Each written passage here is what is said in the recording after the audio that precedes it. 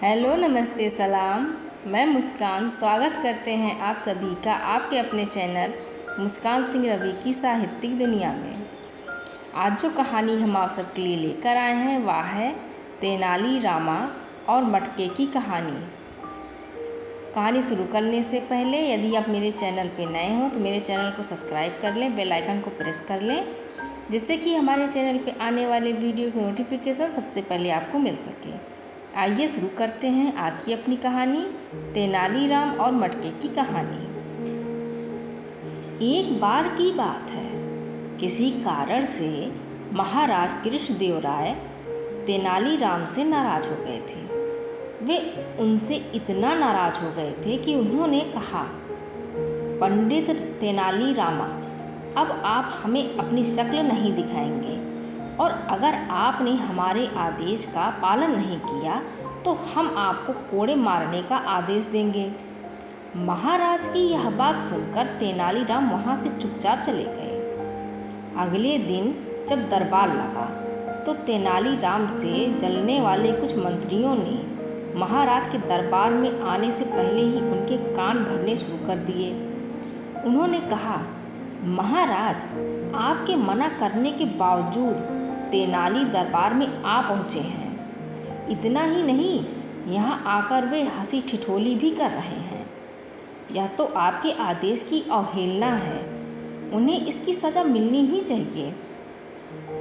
यह सुनकर महाराज आग बबूला हो गए और अपनी गति दोगुनी करके दरबार की ओर बढ़ने लगे। वो जैसे ही दरबार में पहुँचे, उन्होंने देखा कि तेनालीराम अपने मुंह पर एक मटका पहने दरबार में खड़े हैं।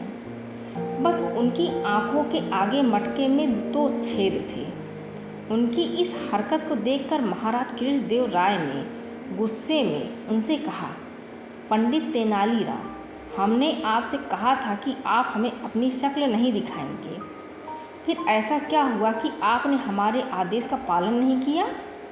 महाराज की बात पर तेनालीराम ने कहा, महाराज, मैंने आपको मेरी शक्ल कहाँ दिखाई? चेहरे पर तो मैंने ये गोल मटका पहना हुआ है। हाँ, मेरी आँखों पर मौजूद इन 2 छेदों से मुझे आपका चेहरा दिख रहा है, लेकिन आपने मुझे आपकी शक्ल देखने से तो मना नहीं किया था ना। तेनालीराम की यह बात सुनकर महाराज कृष्णदेव राय की हंसी छूट गई और वो ठहाका मारकर हंस पड़े। उन्होंने कहा, पंडित तेनाली, आपकी बुद्धि के आगे हमारा गुस्सा करना मुमकिन ही नहीं है। अब इस मटके को उतारें और अपनी जगह पर बैठ जाएं। इस कहानी से हमें यह सीख मिलती है कि किसी भी परिस्थिति में, चाहे जैसी हो, उसे अपने पक्ष में किया जा सकता है। बस इसके लिए दिमाग से काम लेने की ज़रूरत होती है। आज की कहानी बस इतनी सी। मिलते हैं अगली किसी कहानी के साथ। आपको कहानी कैसी लगी हमें कमेंट करके ज़रूर बताएं।